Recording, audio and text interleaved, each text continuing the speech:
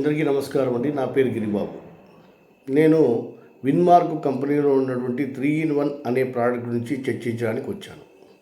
3-in-1 అంటే 3 రకాల విషయాలు దీంట్లో ఉన్నాయి.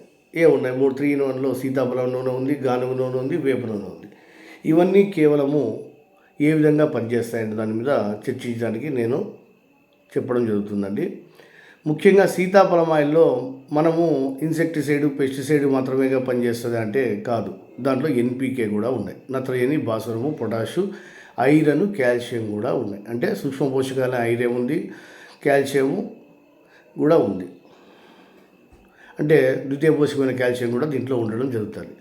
ఈ ఎన్పికే ఉంది కదా, ఎన్పికే ఉంటే ఏం జరుగుతుంది? ఎన్పికే ఉంటే వేర్లు, కాండము, తర్వాత పూత పిందె కానీ కాయ గట్టిగా రావడానికి కానీ ఉపయోగపడుతుంది. తర్వాత కాల్షియం చూస్తే మనకి ముఖ్యంగా కాల్షియం మనకెంత ఇంపార్టెంటో మొక్కలు కూడా అంతే ఇంపార్టెంటు. ఈ ద్వితీయ పోషకం అనేది కాయ అనేది గట్టిగా రావడానికి ఉపయోగపడుతుంది. తర్వాత దాంతోపాటుగా ఏముంది? ఐరన్ కూడా ఉంది. ఐరన్ కూడా ఈ సూక్ష్మ పోషకాలన్నీ కూడా ఉన్నాయి.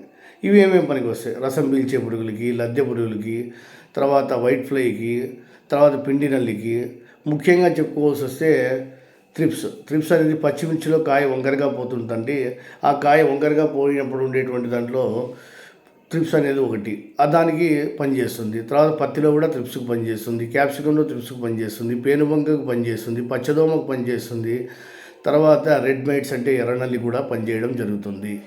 ఇవన్నీ కూడా ఈ సీతాఫలం ఆయిల్లో ఉండేటువంటివి ఉన్నాయి. ఈ సీతాఫలం ఆయిల్కి తర్వాత బయట ఉండేదానికి కొద్దిగా తేడా చెప్తానండి. మామూలుగా మనము పూత దశలో ఉన్నప్పుడు అసిటమాస్పైడ్ అని కానీ, లేదంటే ఇమిడాక్లోపిడ్ కానీ, కాన్ఫిడార్ సూపర్ కాన్ఫిడార్ ఇలాంటి కొట్టినప్పుడు పూత అనేది రాలిపోతూ ఉంటుంది. అటువంటిది ఏమీ లేకుండా సీతాఫలం ఆయిల్లో కానీ, ఈ వేప నూనె కానీ, గానుగ నూనె కానీ వాడటం జరగడం వల్ల ఏమవుతుందంటే పూత పిండి అనేది రాలిపోకుండా ఉంటుంది. తర్వాత గానుగ నూనె నెక్స్ట్ జ్ఞానం గురించి చెప్పుకోవాల్సి వస్తే సల్ఫర్ అనేది ఉంటుంది. అది కూడా అధిక మోతాదులో ఉంటుంది. ఎన్పికే ఉంటుంది, నత్రజని, భాస్వరం, పొటాష్. ఇప్పుడు మనం ఏ విధంగా అయితే చెప్పామో అవి కూడా ఎన్పికే ఉంటుంది. ద్వితీయ పోషకాలైన కాల్షియం, మెగ్నీషియం, సల్ఫర్ ఉంటాయి. దాంతోపాటుగా సూక్ష్మ పోషకాలు కూడా ఉంటాయి. మామూలుగా ప్రకృతిలో లభించేటువంటి మూలకాలు చూసుకున్నట్టయితే మామూలుగా ఏం చేస్తుంటే కర్బనము, ఆక్సిజన్, హైడ్రోజన్ అంటే దీనికి ఎటువంటి ఖర్చు లేదు. ఈ ప్రకృతిలో లభించే మూలకాలు. తర్వాత ఎన్పికేకి మనము విచ్చలవిడిగా ఖర్చు పెడతా ఉంటాము. తర్వాత కాల్షియం, మెగ్నీషియం, సల్ఫర్ ద్వితీయ పోషకాలకి ఏం ఖర్చు పెట్టాము. జింకు, బోరాను, తర్వాత ఐరన్, కోబాల్ట్, నికెల్ ఇవన్నీ కూడా ఉంటాయి కదా, వాటి మీద కూడా మనం ఎక్కువగా ఖర్చు పెట్టడం అనేది జరగదు. అయితే ఇవన్నీ కూడా మనకి ఈ సీతాఫలం నూనె కావచ్చు, గానుగ నూనెలో సల్ఫర్ అధికంగా ఉంటుంది. సల్ఫర్ అనేది మనం చెప్పుకున్నట్టే బూడి తెగులకి ఫంగిసైడ్గా పనిచేస్తుంది. కరాజిన్ అనేటువంటి జీవ ఉత్ప్రేరకం కూడా గానుగ నూనెలో ఉంటుంది. ఇది బయోడీజిల్ ఉత్పత్తిలో కూడా ఉపయోగించడం జరుగుతుంది. పోషకాల వినియోగం ఎక్కువగా ఉంటుంది. నూనె శాతం పెరిగేలా చూస్తుంది.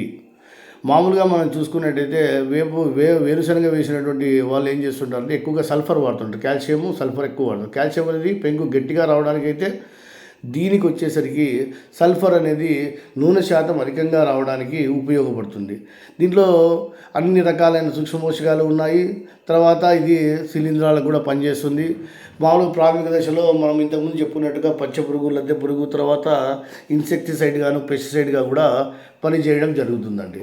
ఇటువంటి దాంట్లో వేప నూనె కానీ, తర్వాత చూస్తే వేప నూనె ఏముంది? వేప నూనె మామూలుగా గుడ్డు, లార్వా దశలో ఉండేటువంటి దాన్ని ఎక్కువగా చంపుతూ ఉంటుందండి. ఈ రసం పీల్చే పురుగుల మీద కూడా కానీ, పేనుబంక మీద కానీ, తామర పురుగు కానీ, తెల్లదోమ, పచ్చదోమ, లద్దె పురుగు అంటివాడి చంపుతుంది.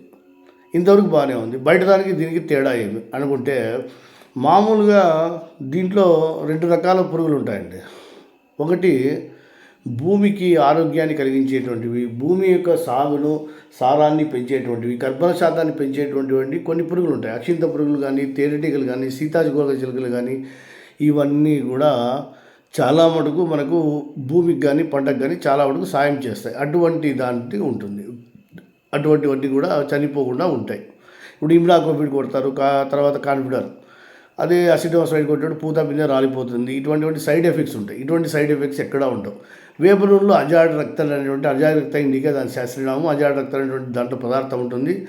ఎందుకు పురుగులు చనిపోతాయి, ఎలా చనిపోతాయని చూస్తే నేను పురుగు మందు కొట్టానండి వెంటనే చనిపోయినాయి అనేటువంటి ఫీలింగ్ ఉంటుంది కదా, దీంట్లో కూడా చనిపోతుంది. ఏ విధంగా ఎప్పుడైనా కానీ వేప నూనె కానీ గానుగ నూనె కానీ తర్వాత సీతాఫలం ఆయిల్ కానీ చూసుకున్నట్టయితే మొదట దాని వాసనకి పురుగు రాదు, అది చేదు స్వభావం కలిగి ఉంటుంది. తర్వాత నోటిని ముక్కుని ఊపిరాడకుండా చేస్తుందండి.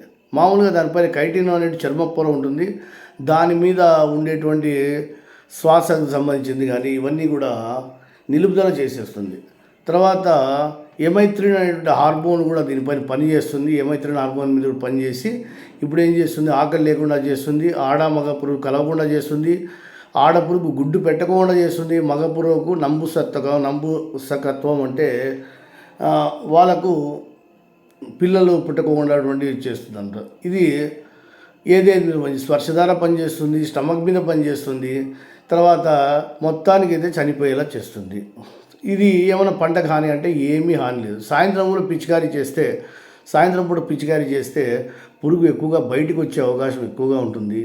అందువల్ల అప్పుడు సాయంత్రం పూట పిచికారీ చేయడం మంచిది, లేదంటే ఉదయం 8 నుంచి 10 లోపల సాయంత్రం పూట ప్రిఫర్ చేయడం అనేది చాలా మటుకు చాలా మంచిదండి. ఈ 3-in-1లో ఓన్లీ ప్రధాన పోషకాలు ఉన్నాయి, సూక్ష్మ పోషకాలు ఉన్నాయి, ద్వితీయ పోషకాలు ఉన్నాయి, ఇవన్నీ కూడా ఉండడము, తర్వాత మంచి చేసే పురుగులు ఎటువంటి హాని చేయకుండా ఉండడము, తర్వాత భూమి సారాన్ని పెంచడము, తర్వాత యాసిటీస్గా ఇది పెస్టిసైడ్ ఇన్సెక్ట్గా పనిచేయడం అనేది చెప్పుకోదగ్గ విషయం అండి.